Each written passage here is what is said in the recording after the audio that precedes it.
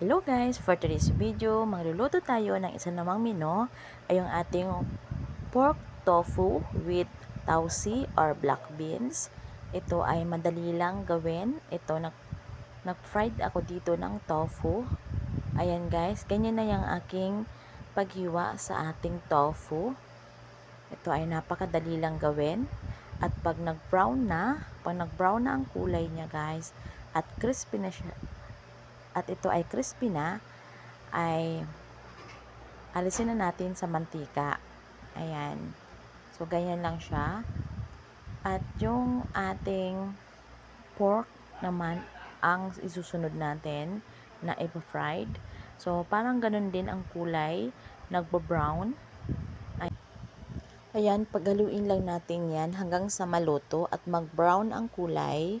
Yan lang guys. So, yan guys ay binabad ko na siya overnight sa ating oyster sauce, soy sauce, yung ating paminta, kunting asukal. Kahit wala ng asukal, yung oyster sauce lang okay na yun. Pero pag gusto nyo medyo matamis-tamis, lalagyan nyo guys. At yung cornstarch, yan, lalagyan natin ng cornstarch para lumambot ang karne pag pig fry natin. Ayan. So, meron siyang mantika. Nagmantika siya, guys. And then, hindi ko na siya inalis kasi nga, if, magigisa tayo ng bawang sibuyas. Ayan. At ito na, guys, nilagay ko na rin ang ating tausi or black beans. Ayan. So, mahilig kasi ako dyan sa tausi. Kasi parang, ayun yung mga luto kasi sa ibang bansa ganyan, sa Hong Kong. Ganyan guys. And then guys, so palambutin lang natin ito at lagyan natin ulit ng oyster sauce para mas malasa. Ayan. Sa akin kasi mas gusto ko yung mas malasa ang ating niluluto. Ayan, kaya dinadamihan ko ang panglagay ng ating mga sangkap. Ayan guys.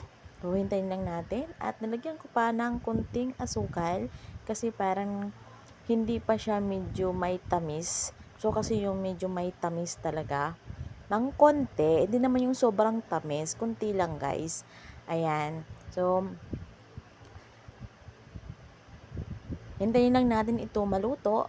Ayan guys, so malapit na itong maluto at ilalagay na natin yung ating tofu. Ayan, panghuli yung tofu guys kasi gusto ko pag kinain natin ito ay crispy pa. Ayan, crispy pa yung tofu. Ayan guys, hindi ako dito naglagay ng tubig para palambutin ang karne. Okay, meron tayong sikreto dito para palambutin ang karne ay yung cornstarch. Ayan guys, cornstarch. Hindi ako naglalagay ng tubig sa ganitong luto. Ayan. So, nagkukusa lang siya ng tutubig. At saka may mantika kasi. Ayan, guys. At ito na, guys. Luto na ang ating pork tofu.